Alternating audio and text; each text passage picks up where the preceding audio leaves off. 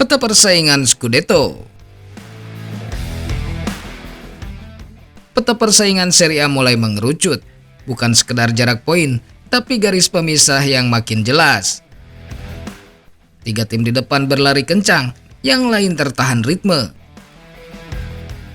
Dan di tengah kebisingan itu, AC Milan memilih satu hal, tetap hidup, tetap dekat, tanpa drama.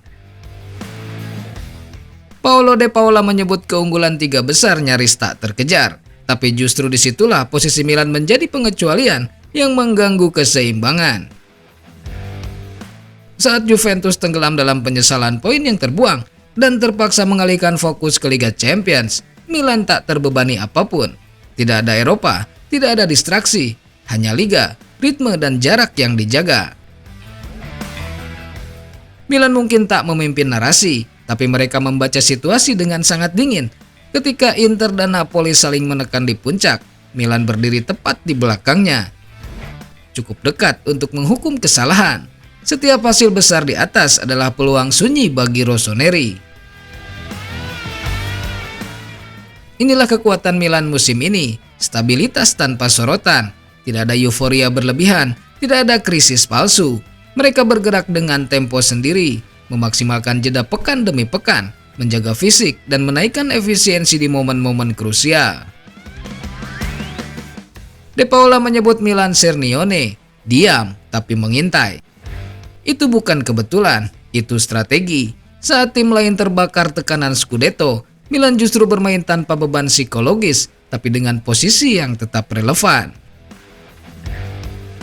Dan di San Siro akhir pekan nanti, ketenangan itu akan diuji. Bukan untuk membuktikan siapa yang paling kuat, tapi siapa yang paling siap. Jika ada satu tim yang bisa membuat dominasi di atas mulai goyah tanpa suara, AC Milan ada tepat di sana.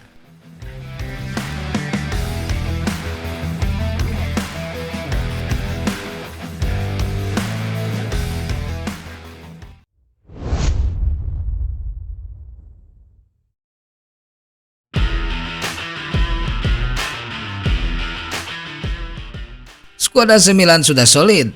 Allegri tak perlu belanja di Januari.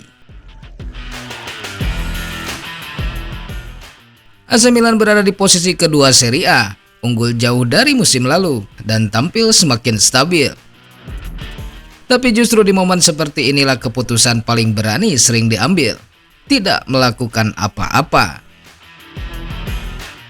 Di tengah euforia bursa transfer Januari, muncul satu pandangan yang tidak populer. Max Allegri mungkin tidak membutuhkan pemain baru sama sekali.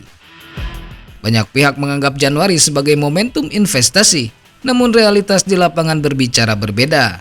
Milan saat ini bukan sekedar kompetitif, tapi efisien.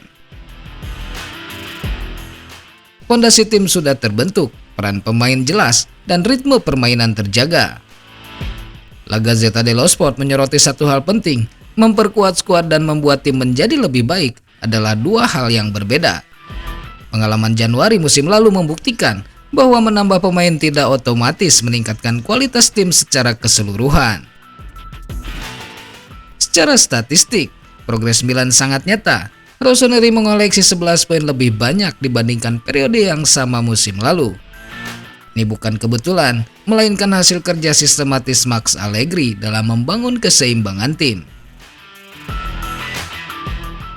Jadwal ke depan memang berat, namun Allegri dikenal sebagai pelatih yang justru berkembang dalam situasi darurat. Ketika opsi terbatas, solusi sering muncul dari dalam. Contohnya Davide Bartesaghi saat dipercaya mengisi lini pertahanan, ia tampil solid dan dewasa. Integrasi pemain muda berjalan mulus tanpa kegaduhan transfer tanpa adaptasi panjang.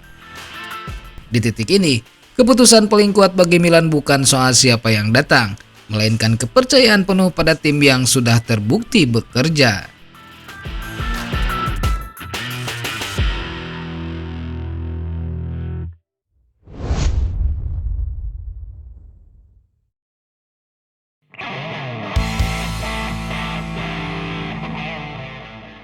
Kabar dari Pulisic. Christian Pulisic sedang berada di titik panas dalam karirnya. Di Milan, performanya melesat. Di luar sana, rumor beredar mulai berputar.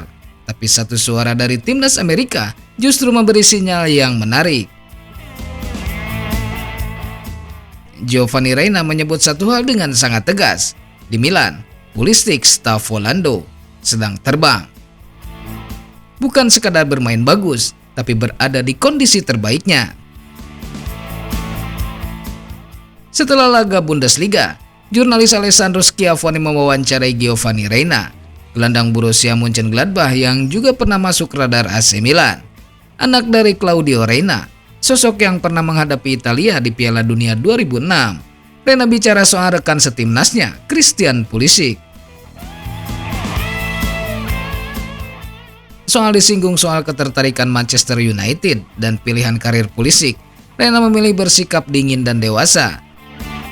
Menurutnya, keputusan itu sepenuhnya milik Pulisic, bukan urusan orang lain.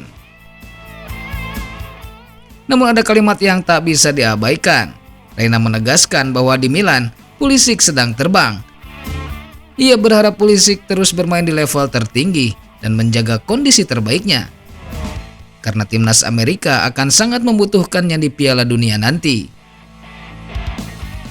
Pernyataan singkat ini menegaskan satu hal, Milan saat ini bukan sekedar tempat singgah. Bagi Pulisic, Milan adalah panggung di mana performa, kepercayaan diri, dan momentum bertemu di waktu yang sama.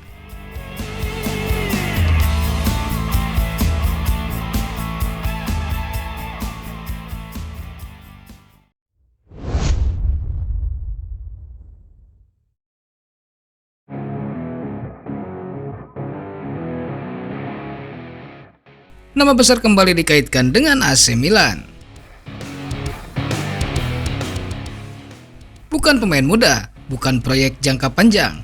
Nathan Ake, bek Manchester City dengan pengalaman level tertinggi, tiba-tiba masuk ke radar Rossoneri di tengah kebutuhan yang sangat spesifik.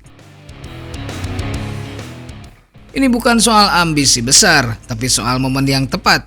Milan sedang tidak mencari bintang mahal, Milan mencari solusi. Dan justru di situ, nama Ake terasa masuk akal sekaligus rumit.